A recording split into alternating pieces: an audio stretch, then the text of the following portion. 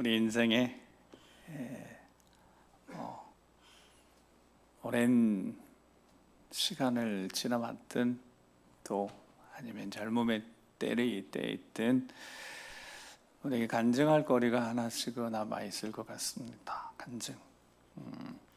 하나님 살아계시다는 사실, 그리고 그 하나님이 내게 행하신 어떤 일들에 대해서 좀 생생한 하나님의 이야기들, 하나님이 하셨습니다 라고 고백할 수밖에 없는 어떤 그 은혜의 시간들, 그 은혜로 어쩌면 우리 인생이 버틸 수 있는 거니까요. 힘든 시간, 고난이 있어도 받았던 은혜를 생각하고 또 버티고 견디고 그렇게 사는 것이 신앙생활일 테니까요. 욥기를 지나고 이제 시편을 이제 계속 읽어갑니다. 시편은 저자의 기본적으로 간증입니다. 간증. 그래서 오늘 본문도 다윗의 간증입니다. 다윗의 일생에 수많은 사건들이 있었지만 다윗에게 만약 우리가 인터뷰를 한다면 다윗 찾아가서 다윗 당신에게 있어서 가장 은혜로웠던 순간은 어떤 순간이었습니까? 가장 큰 은혜가 됐던 순간은 어떤 때를 가장 당신은 기억하고 있습니까? 라고 하면 여러분, 다윗이 어느 때를 이야기할 수 있을 것 같습니까? 이건 답은 없잖아요. 다윗 어떨 때일 것 같아요?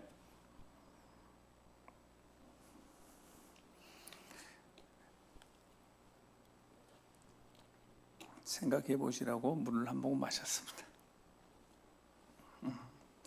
다윗이 예수님, 나 그때 내 일생에 그때처럼 생생 하나님의 은혜를 경험한 적이 없다.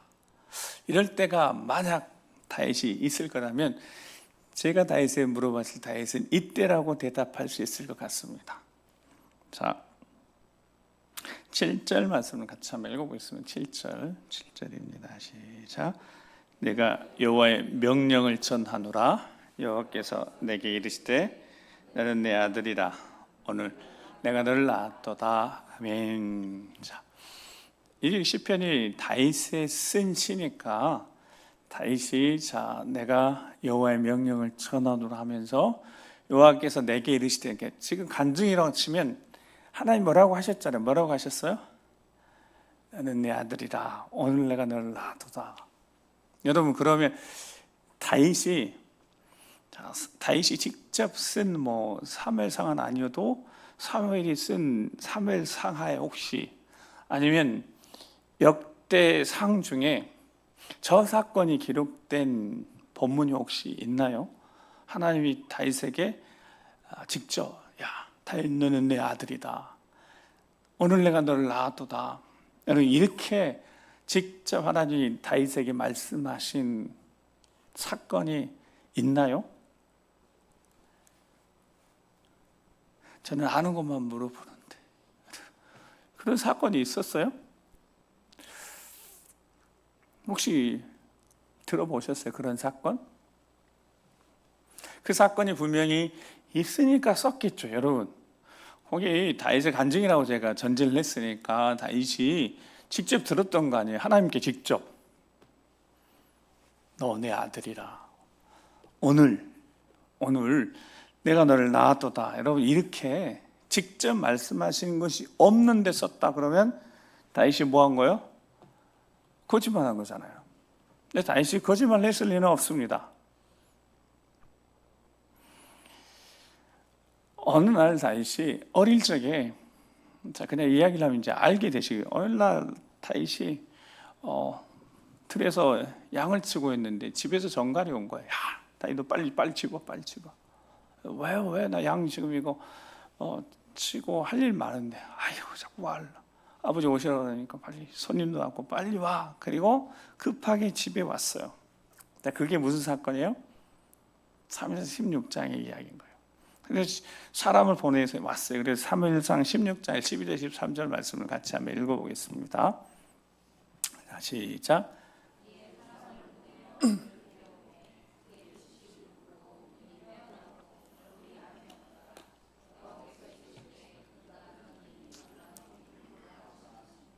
사무엘이 기름 뿔병을 가져다가 그 형제 중에서 그에게 부었더니 이날 이후로 다윗이 여호와의 영에게 크게 감동됩니다.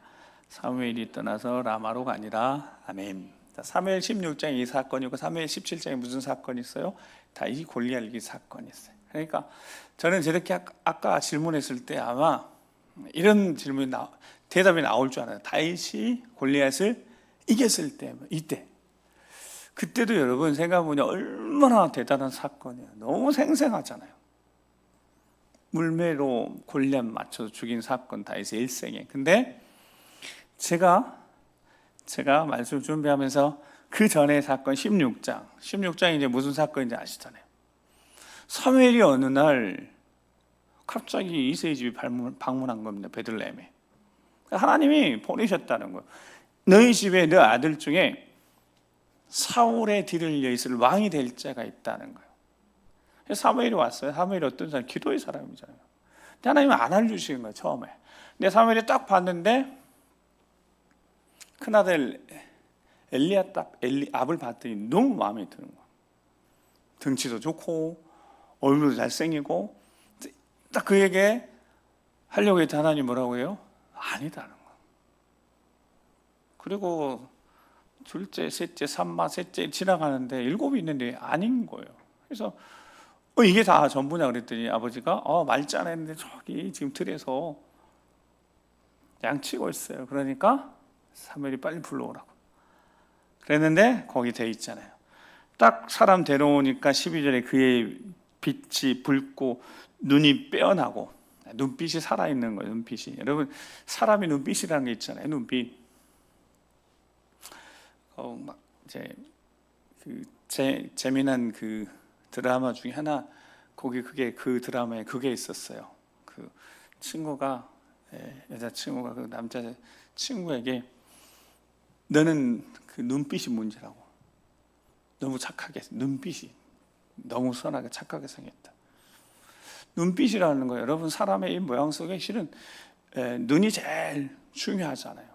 눈에 살기도 보이기도 하고 눈에 정말 그 마음의 선함도 눈으로 나오기도 하고 그냥 눈을 봤는데 얼굴빛은 뭐 15세 정도 돼서 붉은 건 붉은 거고 눈이 아주 빼어났다고요. 눈빛이 살아있었다.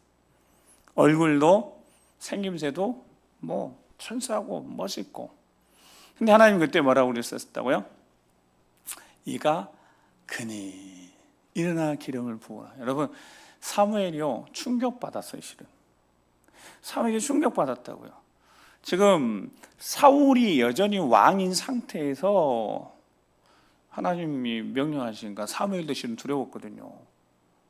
근데 하나님 가라고 그러셨으니까 사울랑 몰래 와 있는데 사울의 견줄 정도가 되려면 사울이 다른 사람보다 머리 하나가 더 있는 사람이었으니까 사울에게 좀 견줄 만한 정도의 수준을 딱 보고 봤을 때 하나님이 왜 이새에 보낸지를 알았던 거예요.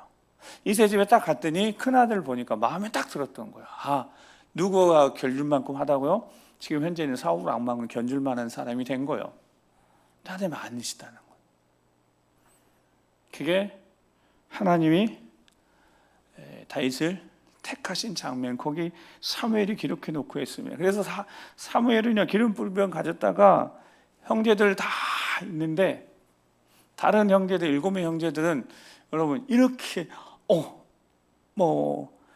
사무엘 와서 기름 부은다고 그러니까 다 흥분했다가 아니고 그래서 말째 왔는데 저 15살짜리 저거 그냥 존재감도 없는 저 녀석에게 기름병 부으니까 여러분 그 형제들 어떻게 됐겠어요? 아버지는 어떻게 되고 모두 다 당황할 수밖에 없는. 근데 정작 사무엘도 당황했던 거죠. 그래서 보면 13절에 보면 붙고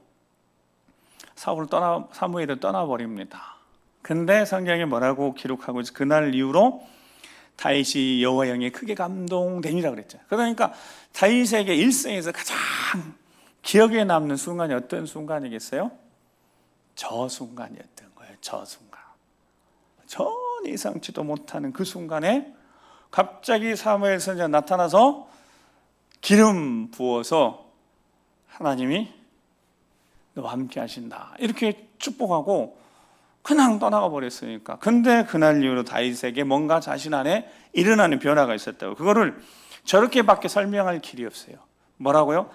하나님의 여호와 영에게 크게 감동됩니다. 자, 이거는 우리 계속 들었죠. 이 단어가 무슨 뜻이라고요? 요셉이 창세기 39장 2절에도 똑같이 여호와 하나님 함께 하시니까 형통한 자가 됐다. 그 형통한 자가 다 똑같은 단어다고. 저 단어가 다 똑같은 단어다. 같은 단어가 다 쓰였어요. 그러니까 이 같은 단어가 쓰였단 말은 무슨 말이에요? 똑같이 하나님의 영에 역사하셨다라는 거예요. 그랬을 때 그들이 하나님의 영에 감동돼서 나타나는 현상, 나타나는 모습을 보니까 돌진하고 돌파하고 막힘없이 해내는 능력이 나타나는 이런 일들이 생겼어요. 그 뒤에 다윗이 당장 17장에 어떤 사건이 있었다고요? 예, 블레셋 진영에 서 있는 그 골리앗을 이겼다고요. 그러니까 17장에 골리앗을 이긴 장면보다, 모르겠어요. 이제 천국 가면 다윗 만나면 여러분들이 물어보세요.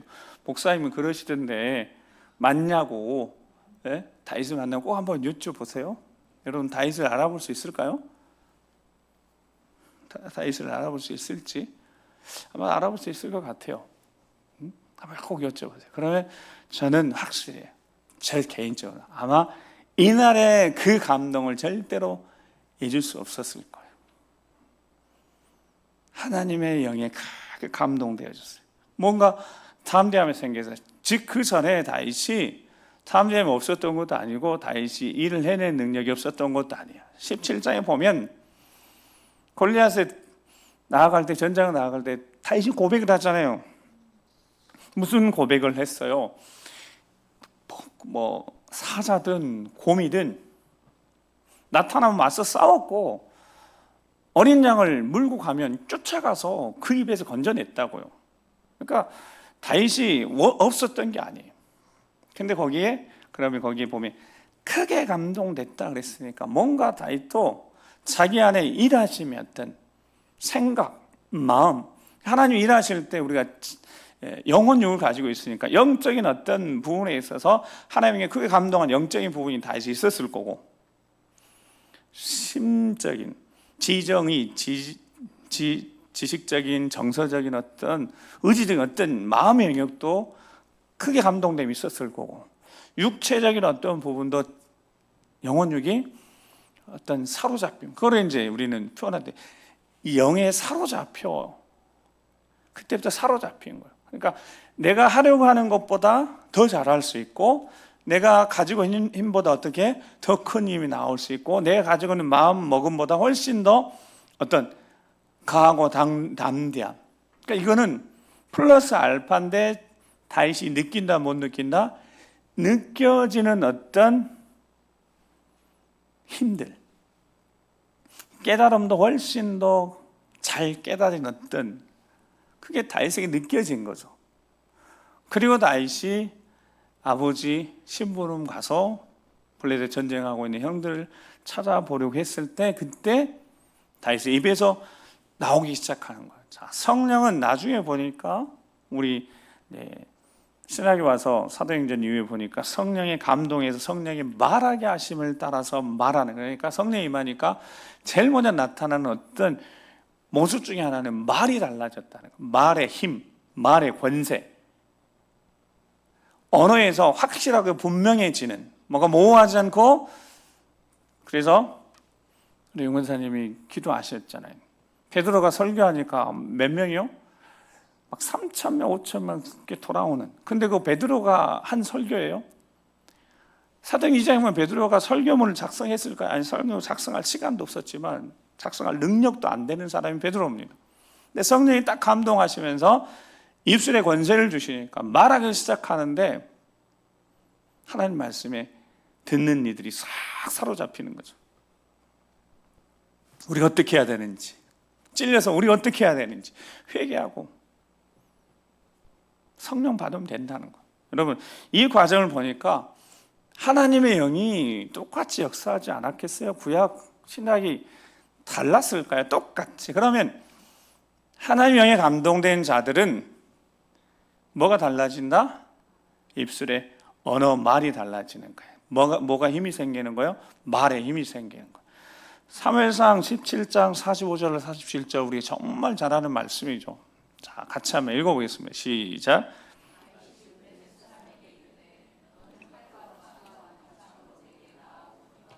나는 만군의 여호와 이름 곧 내가 모욕하는 이스라엘 군대 하나님의 이름으로 내게 나아가노라. 오늘 여호와께서 너를 내 손에 붙이시리니 너를 쳐서 내 머리를 베고 블레셋 군대 시체로 오늘날 공중의 새와 땅의 들짐승에게 주어 온 땅으로 이스라엘에 하나님이 계신 줄 알게 하겠고 또 여호와의 구원하심이 칼과 창에 있지 아니함을 이 무리로 알게 하리라. 전쟁은 여호와께 속한 것인즉 그가 너희를 우리 손에 붙이시리라. 아멘. 자, 다윗이 하는 말이, 입에서 나오는 말이 달라진 겁니다. 어떻게 달라졌는지는 그 전에 다윗이 어떤 말, 어떤 언어를 사용했는지 잘 모르지만 적어도 이 고백 속에 나는 만군의 여호와 이름 내가 모욕한 이스라엘 군대 하나님의 이름으로 내게 가노라 이런 표현들, 너는 보이는 걸로 칼과 단창, 너는 보이는 것 들고 나오지만 나는 보이진 않지만 만군의 여호와 이름, 그 이름으로 내게 나아간다 하면서 오늘 하나님께서 너를 내 손에 붙이셨다. 여러분 이거를 다윗이 머릿속에 생각해서 하는 이야기겠어요? 이게 가능한 이야기냐고. 그 전에 어떤 사건이 있었어요. 갔더니 사울이 자기 갑옷을 좀 입혀주려고 했더니 맞잖아요. 너무 어리니까. 근데 다윗이 이렇게 고백하는 거죠. 내가 이전에도 목동으로 있을 때 하나님이 나와 함께 하셔서 사자든 곰이든 그 위에서 다 차단했다고. 정말 하나님 함께 하셨다고. 그리고 사실 온 땅으로 이스라엘의 하나님의 계신 줄 알게 하겠고, 이 사건이 지금 자기가 나가서 블레셋을, 특별히 골리앗을 제압하는 이 과정에 어떤 열매가 맺게 되어질 것을 선포하고 있어요. 온 땅으로, 이스라엘뿐만 온 땅으로 이스라엘의 하나님의 계신 줄 알게 될 사건이다. 여러분 이게 다윗이 자기가 생각해낸 표현이겠냐고요. 그리고 47절에 여호와의 구원하심이 칼과 창에 있지 아니함을 이 무리로 알게 하시고자, 전쟁은 누구에게 속한 것임을, 여호와께 속한 것임을, 이거 어디서 많이 듣던 표현인 거잖아요. 그러니까 출애굽기부터 시작해서 이게 다 오는 거죠. 전쟁이 누구에게 속한 거다고요? 하나님께 속한 거다고. 그러면 하나님의 영광이 드러나는 일인 거고, 하나님이 하실 일인 거고, 다윗이 자신이 하려고 했으면 여러분 못하죠. 아무리 그래도 자신이 하려고 했던 일이라면 이렇게 고백할 수 없는 거죠. 자, 믿음이 생긴 겁니다.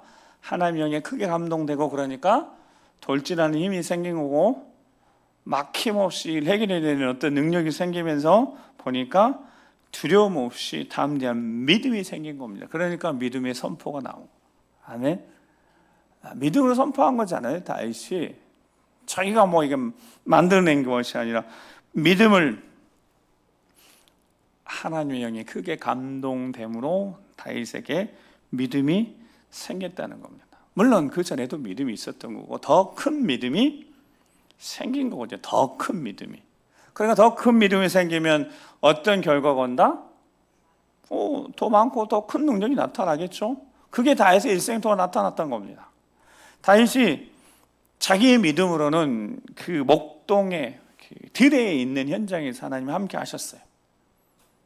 근데 다윗의 하나님의 영에 크게 감동되니까 다윗의 영역이 더 담대한 믿음, 큰 믿음 가지고 나타나니까 그가 이 뒤에 어떻게 됐는지, 자, 사무엘상 18장 5절하고 12절 14절 말씀 읽어보겠습니다. 자, 시작.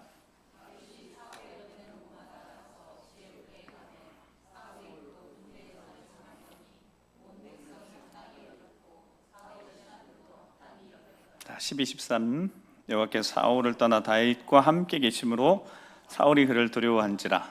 그러므로 사울이 그로 자기를 떠나게 하고 천부장을 삼음에 그의 백성 앞에 출입하며 그 모든 일을 지혜롭게 행하니라. 여호와께서 그와 함께 계시니라. 아멘. 큰 믿음이 생기고, 큰 믿음의 역사가 나타나서 골리앗을 제압했어요.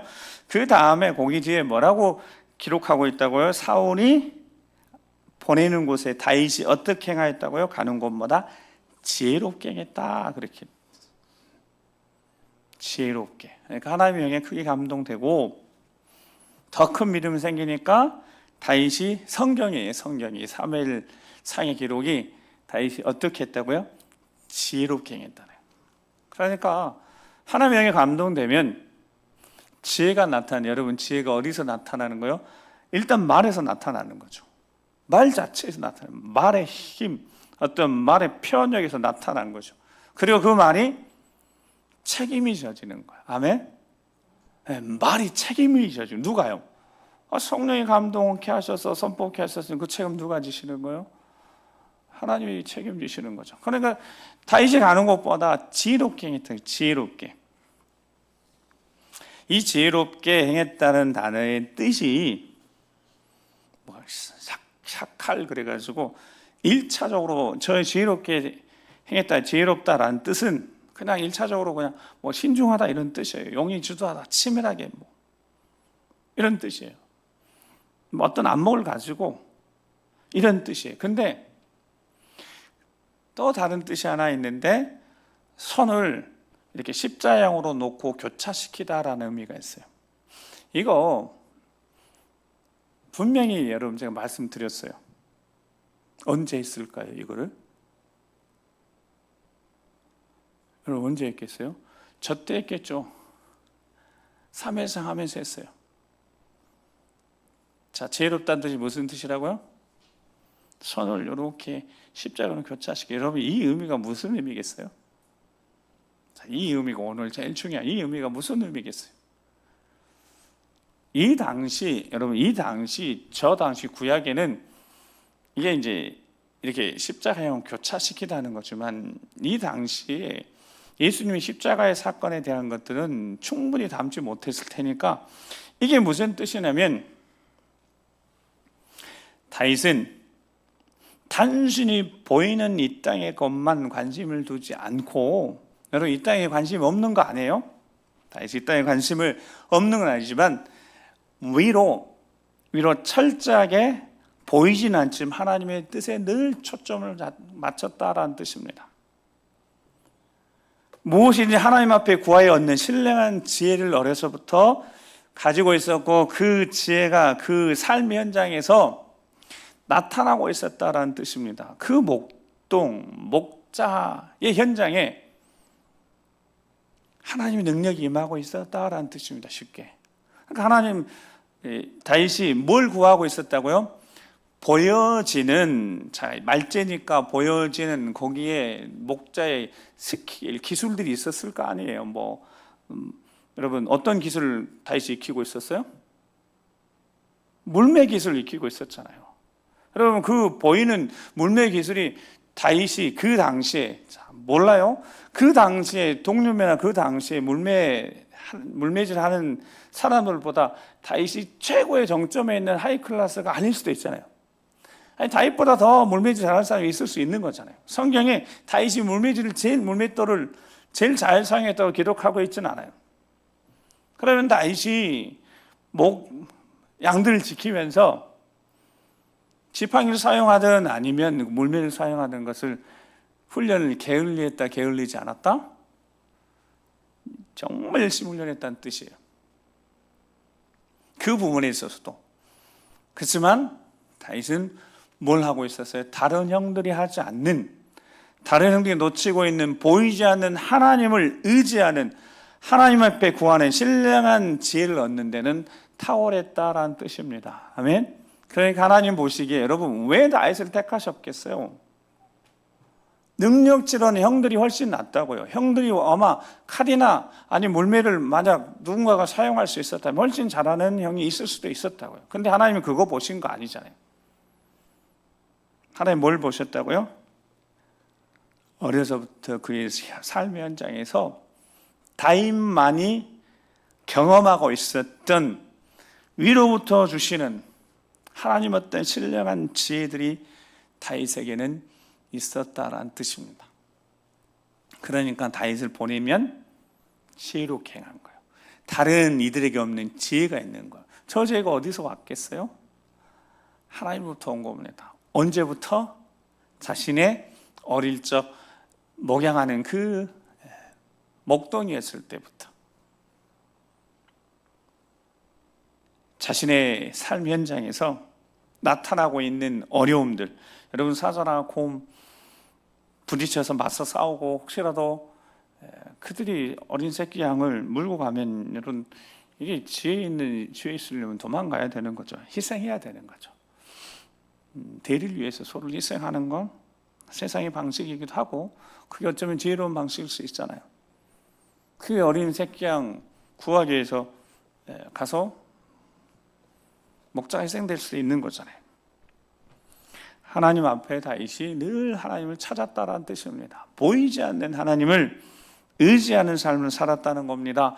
그 일생이 그래서 하나님 앞에 딱 붙들리니까 다윗이 천부장이 되고 그의 삶 현장에 이제 영역이 넓어진 거죠.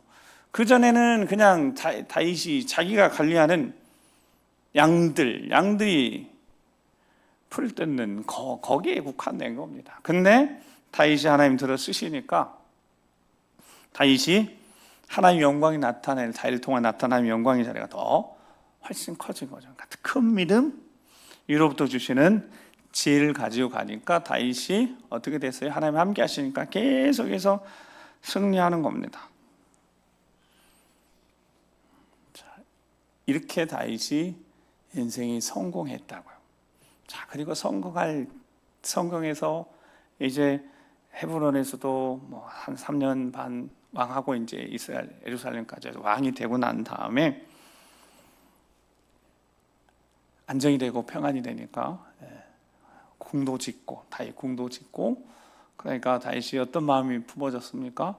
성전을 지어드리고 하나님 집을 지어드리고 싶을 그 즈음에 오늘 2장을 시편 2편을 썼다 그렇게 배경이 되어 있더라고요. 자, 과정이 있었어요. 과정이 있었다고요. 어떤 과정이 있었다고요? 자기 인생의 시작점이 있었고 하나님을 만났던 그 시작, 하나님에게 크게 감동되었던 시간들, 그래서 하는 일마다 지혜롭게 잘해서 승승장구하다가 추락해서 도망자의 삶을 살다가 결국 하나님이 이렇게 세워놓으셨을 때 그때 다윗의 간증이라고 해요. 간증. 성전을 지어드리고 싶은 거예요. 나단 선지자한테 상의를 한 거죠. 남한 백향문 궁에 이렇게 있는 거 마음에 걸립니다. 언약궤는 저기 계속 천막에 저렇게 있는데 그러니까 나단 선지자가 좋을 대로 하십시오. 하나님 함께 하시는데 왕이 하고자 하시는 일 하나님이 막으실 이유도 없고 그렇게 하십시오 했을 때 밤에 나단 선지자가 나타나신 거잖아요. 그래서 다윗에게 허락하지 않으십니다. 그리 대신 다윗에게 약속을 하신 거예요. 그게 사무엘하 그래서 7장부터 거기에 이제 하나님의 약속의 이야기가 있습니다.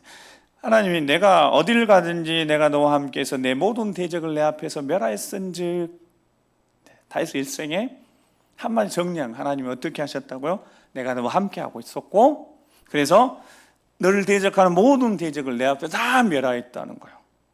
그래서 세상에 존귀한 자의 이름과 같이 내 이름을 존귀 있게 만들어주리라 라는 약속을 하시고 난 다음에 이제 후손들에 대한 약속을 해주십니다. 그때 다윗이 생각났던 겁니다. 그때 나를 처음 사무엘에게 기름 부음 받았을 때 다윗의 마음에 감동이 있었던 것이 오늘 7절 말씀인 겁니다. 뭐라고 다윗이 감동을 받았다고요? 오늘 본문의 7절에 너는 내 아들이라 오늘 내가 너를 낳았도다. 이런 구약에 보면 하나님이 나는 내 하나님이 되고 이런 표현, 너희는 내 백성이 되리라 이런 표현을 쓰지만 저런 표현은 거의 없다고 보면 됩니다. 근데 하나님이 저렇게 말씀하신 표현을 하신 부분이 있어요. 그때가 어느 때다고요? 그렇게 백향목궁 나는 있는데 하나님 집이 없으니까 지어드리고 싶다 했을 때 내 이름을 존귀케 하라 하신 다음에 그 다음에 사무엘하 7장 12절에 16절에 하나님이 다윗에게 약속하신 약속이 있는 거예요. 자, 사무엘하 7장 12절에서부터 자, 읽어보겠습니다. 시작. 내 수완이 차서 내 조상들과 함께 누울 때 내가 내 몸에서 내 씨를 내 뒤에 세워 그의 나라를 견고하게 하리라. 그는 내 이름을 위하여 집을 건축할 것이요 나는 그의 나라 왕위를 영원히 견고하게 하리라. 나는 그에게 아버지가 되고 그는 내게 아들이 되리니 그가 만일 죄를 범하면 내가 사람의 매와 인생의 채찍으로 징계하려니와 내가 내 앞에서 물러나게 한 사울에게서 내 은총을 빼앗은 것처럼 그에게서 빼앗지 아니하리라. 내 집과 내 나라가 내 앞에서 영원히 보존되고 내 왕위가 영원히 견고하리라 하셨다라. 아멘. 자, 기도하니까 하나님이 나단에게 나타나셔서 다윗에게 허락하지 않으실 것 같아요. 다윗에게 하나의 한 아들 주셔서 그가 내 이름으로 건축도 하게 될 것이다. 그때 뭐라고 들려줬냐면 나단 선지자가 나는 그에게 아버지가 되고 그는 내게 아들이라 이런 말씀을 하신 적이 없어요. 근데 그렇게 말씀 전해 들은 거예요. 그때 생각난 거예요. 자기를 처음에 기름 부으셨을 때 그때 감동이 싹 떠오르면서 그때 하나님이 주신 감동이 내가 너를 오늘 낳았다. 네가 어떻게 되었다고요? 새롭게 되어졌다. 뭘로요? 하나님의 영으로, 기름 부음으로. 그럼 기름 붓는다는 뜻이 언어인teg의 뜻이 무슨 뜻이에요? 기름 부어서 깨끗하게 정결하게 됐다는 뜻입니다. 구별됐다는 뜻이에요. 그러니까 다윗이 감동을 받았어요. 그때 내게 이런 감동이 있었다는 걸 깨달았어요. 어느 순간에요. 한참 지나서 성전을 지어드리고 싶어할 그쯤에 하나님이 약속해 주신 다윗 누군가 모릅니다. 거기에는 정확히 기록되지 않았으니까 내 몸에서 날 씨를 그 한 사람 그 누군가가 나라를 견고하게 하나님 해준 다음에 그가 성전을 지을 것이라는 거예요. 근데 그는 내가 그의 아버지가 될 것이라는 거예요. 아들이 되게 하실 거예요. 그런데 그렇게 하신 이유가 있어요. 다른 게 아니에요. 그 이유가 뭐예요? 사울을 버린 것처럼 버리지 않겠다는 뜻입니다. 여러분 자식을 버릴 수 없는 거잖아요. 하나님이 그렇게 하신 이유가 있었던 겁니다. 하나님이 그렇게 하신 이유가 있었던 거다. 아들을 삼으신 이유가 있었던 거다. 내가 아버지가 되고 그를 내 아들 그러니까 다윗에게 있어서 다윗의 아들을 하나님이 아들 삼아 주시는 거잖아요. 근데 그렇게 하신 이유가 있었다고. 그때 그랬잖아요. 사울에게 은총을 한번 허락했다고 그 거두셨는데 그렇게 하지 않으시려고 하나님이 스스로 다윗의 한 아들에게 매이신 거예요. 묶이신 겁니다. 하나님이 그렇게 하지 않기로 하셨어요. 대신 어떻게 한다고요? 죄를 범하면 사람의 매와 인생 채찍으로 징계할 것이대요. 버리지는 않을 것이대요. 여러분 하나님이 우리를 자녀 삼으신 이유가 여기에 분명히 기록하고 있습니다. 자녀 삼으신 이유가 있네요. 하나님이 우리를 자녀 삼으신 이유가 있다고요. 여러분 우리가 사람의 매를 맞거나 인생의 채찍을 맞을 일을 하지 않을 수 없는 사람이 아니잖아요. 우리 늘 실패하고 실수하는 사람이잖아요.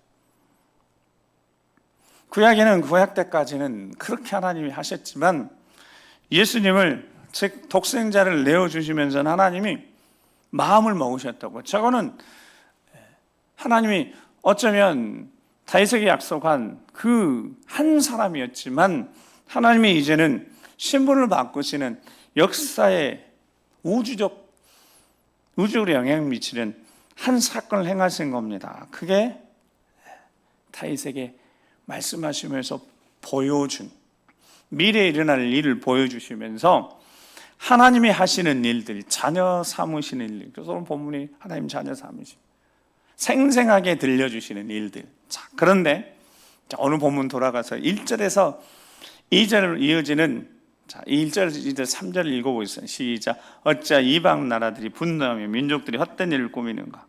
세상의 군환들이 나서며 관원들이 서로 꾀하여 여호와 그의 기름 부음 받은 자를 대적하며 우리가 그들의 메인 것을 끊고 그의 결박을 벗어버리지 않는도다. 아멘. 1절에 3절 맞아요. 특별히 2절, 3절 말씀에 보면 세상이 그렇다는 거예요.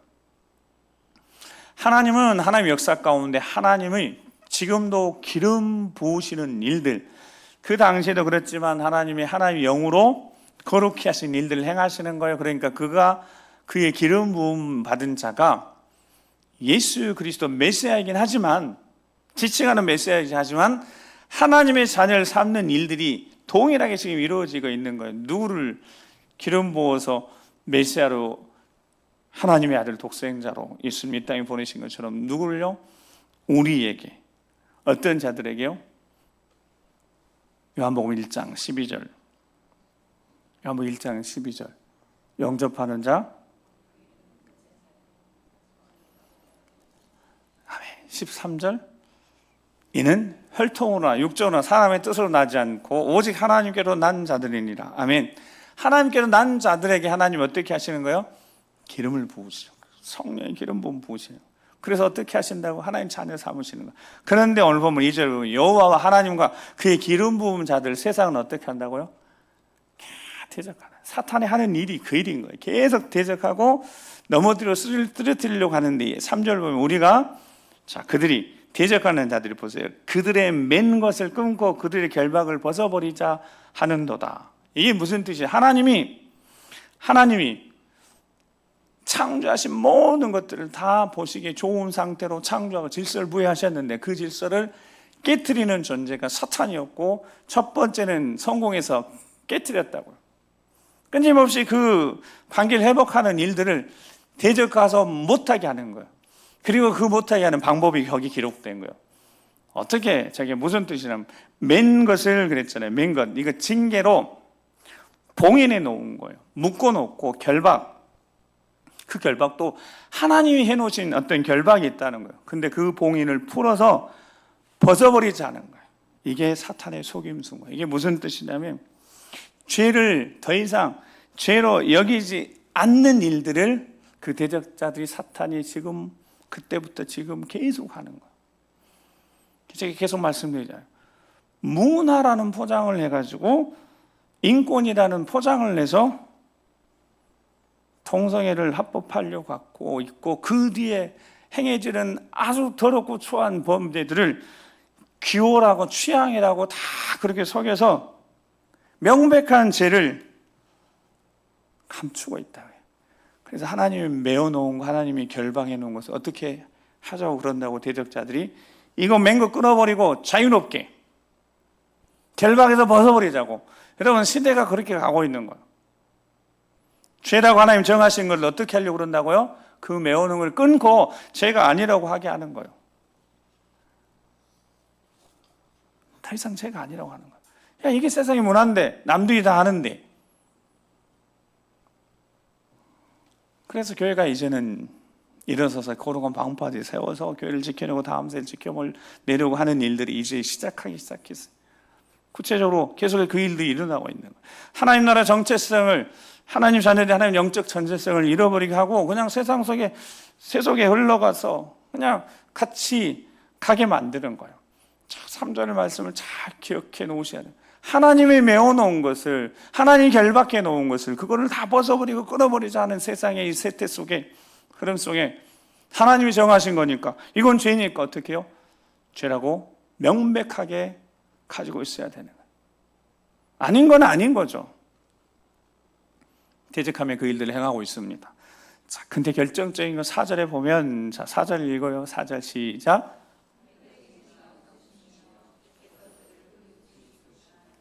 아멘. 자, 한마디면 되는 거죠. 하나님이 어떻게 보시면서 이거 웃으시는 거야. 이 대적자들이 하는 일들.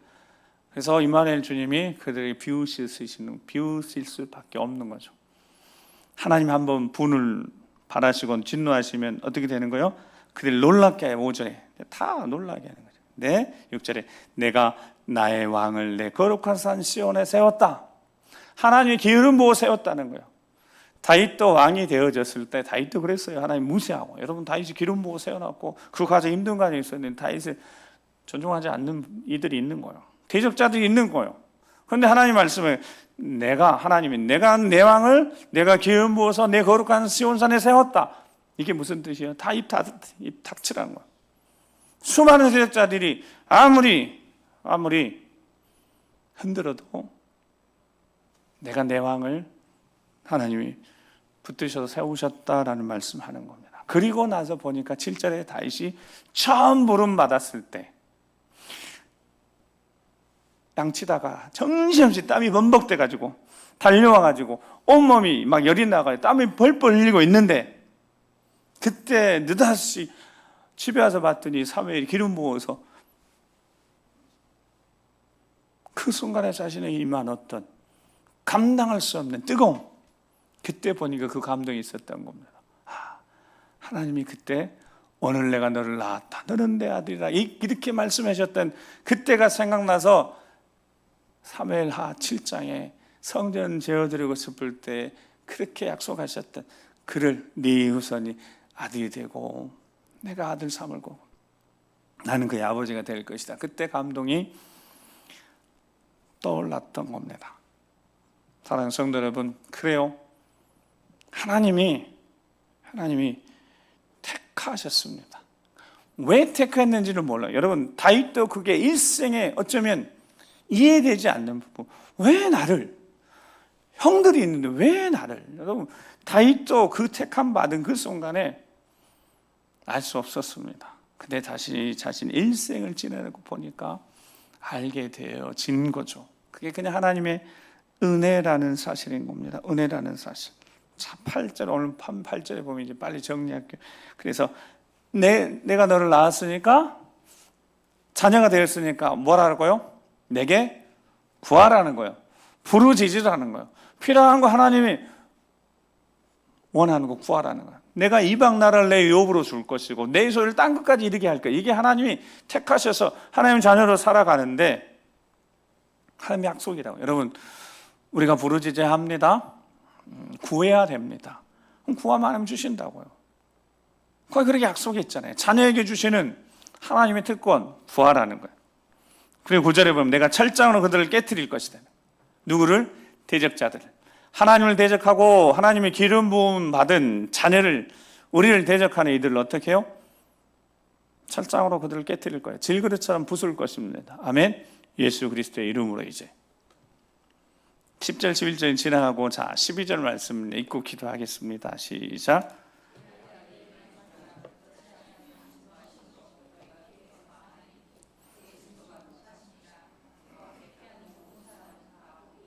아멘. 다시 이거 강조하고 싶은 거예요. 요일서에 잘하는 대로 마지막 날에 각 세대마다 하나님 영을 부어주실 것이에요. 장래를 말하기도 하고 미래에 대한 소망도 생길 거고 보다 명확하고 청년들이 환상을 보고 명확해질 것이다. 확실해질 것이다. 젊은 세대가 나아가서 승리의 삶을 살게 될 것이다. 여호와의 크고 두려운 날이 이르기 전에 누구든지 여호와의 이름을 부르는 자는 구원을 얻을 것이다 한 다음에 그 두려운 날을 피할 자하고 남은 자가 따로 있을 것이다 라고 요일서의 32장의 말씀, 32절의 말씀, 2장 32절에 예루살렘에서 어떤 자? 피할 자. 그리고 뒤에 남은 자. 나 여호와가 그들 부를 것이야. 나 여호와의 부름을 받을 자가 있는데 그들이 누구든지인데 피할 자가 남은 자다라는 거예요. 많지 않겠다는 말씀을 예수님이 누가복음 18장 8절에 말씀하신 것처럼. 자, 그러니까 다윗이 간증이에요. 다시 오늘 12절 돌아가 그의 아들에게 어떻게 하라고요? 네? 그 아들에게 뭐 하라고요? 입맞추라. 여러분, 입맞춤이 뭐겠어요? 그 입맞춤이 뭘까요? 찾아봤더니 그의 아들에게 입맞추라 했으니까 저걸 그대로 하면 그의 아들이 누구겠어요? 기름 부음 받은 자, 예수님 메시아 다 그냥 통용되는 거예요. 하나님이 택하신 자들에게 입맞추라 그랬으니까 자기는 예수 그리스도라고 생각하면 맞아요. 예수님께 어떻게 하라고요? 입맞추라는 거예요. 입맞추라는 뜻이 무장하다라는 뜻입니다. 즉 예수 그리스도로 무장하라는 거예요. 다른 걸로 무장이 돼야 안 돼요? 절대 안 됩니다. 세상의 지식으로 무장되는 것이 아니고 영적인 무장이 예수 그리스도 단 그 하나의 이름으로, 예수 우리의 능력의 이름으로, 그 이름으로 무장하라는 거예요. 그 이름이면 충분하니까. 그 이름 앞에 모든 무릎을 꿇게 하셨으니까. 세상의 모든 권세, 어떤 권세도 대적하는 모든 권세도 하나님 비우시는 거예요. 예수 그리스도 이름 앞에 다 무릎 꿇게 하실 테니까. 그런데 그 이름의 능력에 사로잡히지 못하고 자꾸 다른 것을 의지하고 세상 속에 살아가며 그 이름의 능력을 잃어버린 세대가 되고 있으니까 안타까운 마음으로 그의 아들에게 입맞추라, 무장하라. 그렇지 않으면 어떻게 해요? 진노하심으로 너희가 어디서 망하는 거예요? 길에서 망하는 거예요. 제대로 가는 듯 하고 있는데 주여 주여 하는 자마다 다 천국 올 것이야. 진노가 어때요? 급하신 겁니다. 여호와께 피하는 자가 살아나고 복이 있다고 말씀합니다. 그 말씀, 그래서 디모데후서 3장 16절 17절 말씀, 모든 성경 하나님의 감동된 것으로 교훈과 책망과 바르게 함과 의로 교육하여 유익하니. 자, 17절 읽습니다. 이는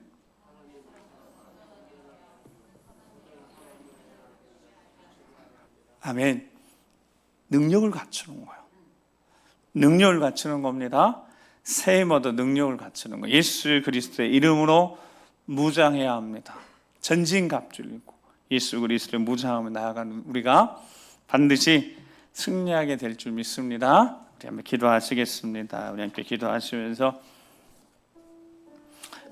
이 기도의 자리는 수요일은 기도이지 않겠습니까? 기도하러 온 거고, 우리 수요 기도회 끝나고 마하나임 기도도 있으니까. 마하나임이 뭐라고 그랬습니까? 하나님의 군대가 주둔하는, 하나님의 진영이 되어지는 곳. 그래서 이 기도의 자리 하나님 진영이 되어지는 곳, 하나님 직접 통치하시는 곳, 하나님 직접 다스리시는 곳, 오늘 우리에게 말씀하며 대적자들이 끊임없이 흔들고 무너뜨리고 속이고 하지만 우리가 승리할 수 있는 비결은 예수 그리스도 앞에 엎드려 입맞추는 것밖에 없다고. 예수 그리스도 이름에 무장하는 것밖에 없다. 우리는 오늘 예수 그리스도 이름을 의지합니다. 생명의 이름이고 능력의 이름을 의지합니다. 예수 그리스도에 무장되었으니 그 이름 붙들고 나아가는 모든 것에 빛의 능력 어둠에서 떠나게 하시고 주의 영광을 보여주시옵소서. 우리 삶의 살이 주 예수 그리스도로 나아가고 우리 일터, 우리 가정 예수 그리스도로 나아가는 그 자리에 하나님의 영광이 통치하심은 마하나임으로 바뀌게 도와주셔서 하나님의 승리가 있는 우리 삶의 대도 인도해 주시라고 우리 주여 한번 기도하겠습니다. 주여,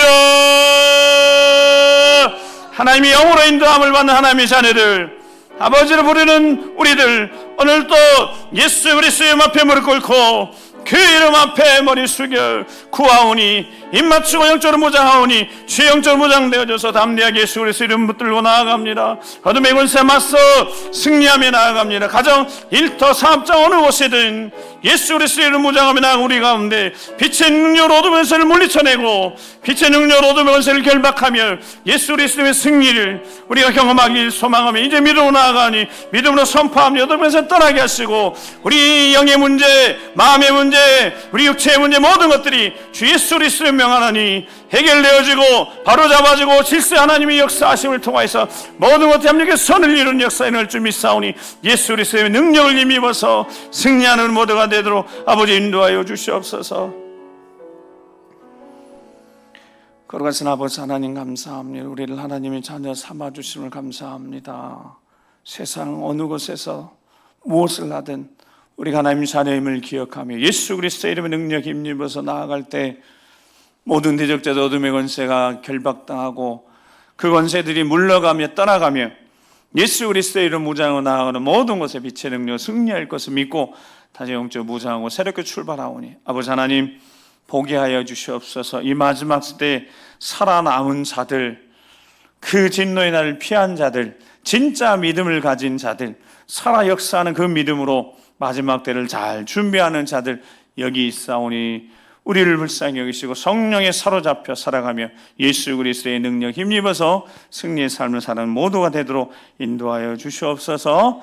이루어 주실 것 믿고 감사를 드리며 이제는 우리 주 예수 그리스도의 십자가의 구원의 은혜와 아버지 하나님 그 크고 놀라우신 사랑하심과 성령 하나님의 감동 감화 역사 교통하심이 우리를 단단히 붙잡아 주셔서 일평생 주의 길 진리의 길 따라가며 그 예수 그리스도의 이름을 승리케 하실 것을 믿고 다시 한번 새 출발하는 모든 심령들 위해 믿음의 가정 위에 사랑하는 자녀선들 앞길에 주의 몸된 교회와 어르신 세대부터 시작해서 3040 우리 다음 제 젊은 세대 모든 세대 앞길 걸음 위에 이 민족 위에 지금부터 영원토록 함께 하시옵시기를 간절히 축원하옵나이다.